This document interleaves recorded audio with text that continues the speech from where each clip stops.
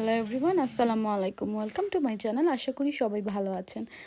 আমিও আলহামদুলিল্লাহ অনেক ভালো আছি। আজকে আবারও আপনাদের সাথে নিয়ে এসেছি আরেকটি ব্লগ। তো আজকের ব্লগটি হচ্ছে আমার কাজের দিনের একটি ব্লগ। ব্যস্ত দিন কীভাবে কী করি আপনাদের সাথে শেয়ার করছি। তারপর হচ্ছে আবার মন্ট্রিয়ালের স্নোর দিন।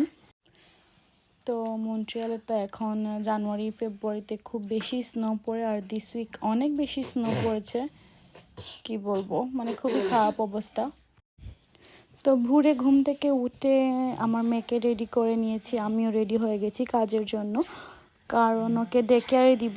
ডে কেয়ারে দেওয়ার পর কাজে যাব। তো বের হয়ে তো আমার মানে খুবই খারাপ লাগছিল যে ওয়েদারটা অনেক বেশি খারাপ ছিল, আর এত স্নো পড়ছিল, তারপর ঠান্ডা বাতাস, ঠান্ডা ছিল -25-30। যতবার বয়স দিতে চাই আমার মেয়ে কথা বলা শুরু করে, দুষ্টামি শুরু করে। ওর বাবা ঘুমিয়ে পড়েছেন, ওকে বারবার ডাকতেছে ওনার ফোন দেওয়ার জন্য আর কি।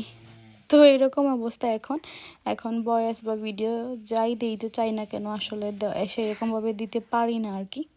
তারপরও চেষ্টা করি। তো যাই হোক, আর এইদিকে আমার মেয়েকে নিয়ে এসেছি আমি। আর স্নো তো আপনারা দেখতে পাচ্ছেন একটু একটু, আসলে মানে কীরকম ও পুরো ভিজে গেছে আর কি স্নোর মধ্যে এরকম। তো পরে ওকে বের করে ওর ডে কেয়ারে দিয়ে আসলাম। তোকে ড্রেস চেঞ্জ করে আবার রেগুলার ড্রেস পরিয়ে ওর সব কিছু ঠিক করে ওর যে এটা রেখে তো আমি পরে চলে যাই কাজে। কাজ থেকে আসার পর বাসায় এসে খাওয়া দাওয়া করে পরে ওকে পিক করি আর কি, আমার মেয়েকে। তো আমার মেয়েকে পিক করার পর ডে কেয়ার থেকে আমরা চলে যাই একটা শপে। ভাবি ওর জন্য কিছু খেলনা কিনবো, আর কিছু টুকটাক বাজার সদাই আছে, ওর ডায়পার এগুলো শেষ হয়ে গেছে, তো এগুলো কেনার জন্য তো ওকে নিয়ে গেছিলাম আর কি। তো ও অনেকগুলো খেলনা দেখে খুবই পছন্দ করেছে, তো পরে 2-1টা খেলনা কিনেছি ওর জন্য। আর আমাদের ওইখানে বেশি ফ্রেঞ্চ, তো 2-3টা টয় অনেক ভালো লেগেছিল, অনেক সামথিং শিকার কিছু ছিল নিউ। তো বাট এগুলো আসলে ফ্রেঞ্চ, তো ফ্রেঞ্চে কিনতে চাই নাই আর কি। ফ্রেঞ্চ তো স্কুলে বা ডে কেয়ার এগুলো তো এমনিতেই শিখবে, আর আমরা তো বাসায় নর্মালি ইংলিশেই কথা বলা হয় বা বাংলায় কথা বলা হয়। সো এই জন্য আর ফ্রেঞ্চ ল্যাঙ্গুয়েজটা আমরা তো প্রেফার করি না। আমার মেয়ে তো খেলনা কিনে মানে খুবই সারা ওয়ালমার্ট ঘুরে ফেলতেছে এটা দিয়ে। ওর বাবা তোকে রাখতেই পারতেছে না, শুধু দৌড়াদৌড়ি করতেছে। মানে ও খুব বেশি এনজয় করতেছে আর কি এই খেলনা নিয়ে। তো এই যে আমার কাছে আসতেছে, তো আমার ঔষধ খেলনা এগুলো সব কিছু কিনে পে করে বাসায় চলে আসি। বাসায় আসার পর আমার ভাই সুপার সি থেকে একটা শপিং মল থেকে আর কি জাম্বুরা কিনে এনেছিল, আই ডোন্ট নো শুদ্ধ নাম কি।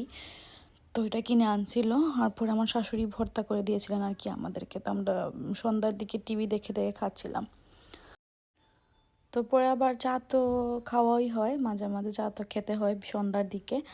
আর সাথে ছিল নিমকি আর এই খাজাটা ছিল আর কি। তোমার ভাই বাঙালি দোকান থেকে নিয়ে এসেছিল সন্ধ্যার দিকে খাওয়ার জন্য। পরে আমরা সবাই এনজয় করে খেলাম চাটা এগুলা। আর চায়ের সাথে তো নিমকি হলে তার কথাই নেই, বাট দেশের নিমকির মতো আসলে সেই রকম স্বাদ পাওয়া যায় না, তারপরও কাজ চালানো যায় এরকম আর কি। পরে তো আবার রাতে ঘুমিয়ে পড়ি আমরা।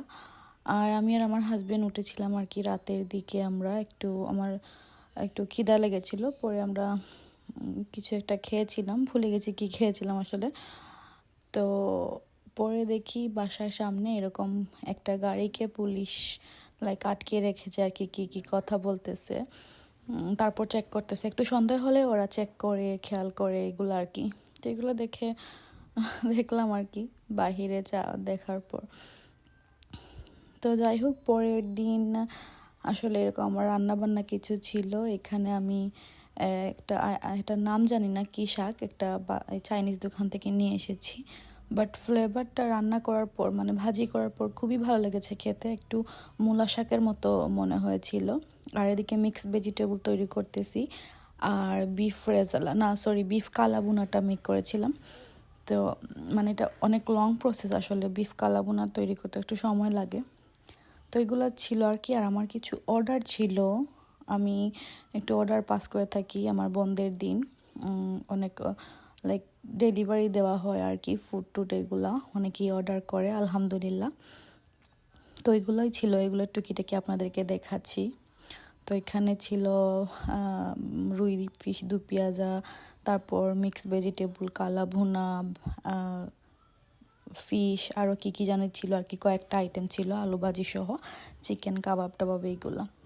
তো পরে তো এগুলো সব কিছু রেডি করা, আসলে আমি যদি আপনাদেরকে দেখাতে পারতাম যে আমি সব কিছু কীরকম রেডি করতেছি বা কীরকম কী হচ্ছে, আসলে অনেক ভালো হতো, আপনারাও এনজয় করতেন আর বুঝতে পারতেন আসলে কি পরিমাণ কষ্ট হয় এইগুলা করতে আর কি। মানে অনেক কিছু দেখতে পারতেন, দেখাতে পারতাম, আমারও ভালো লাগতো এ টু জেড সব কিছু প্রিপারেশন করা, রান্না বান্না এগুলো। তো যাই হোক, যতটুকু পারি আপনাদের সাথে শেয়ার করি।